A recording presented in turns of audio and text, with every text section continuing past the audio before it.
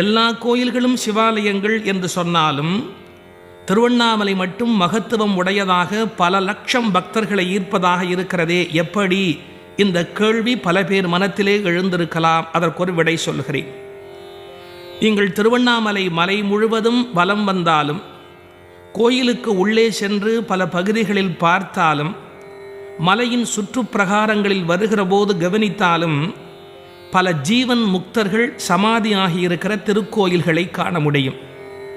மற்ற எந்த திருத்தலத்திலும் இல்லாத அளவுக்கு எல்லையற்ற ஞானிகள், மகான்கள், ஜீவன் முக்தர்கள், அருளாளர்கள், அடியார்கள், பல்லாயிரக்கணக்கான பெரியோர்கள் ஜீவ சமாதியாகியிருக்கிற திருக்கோயில்தான் திருவண்ணாமலை.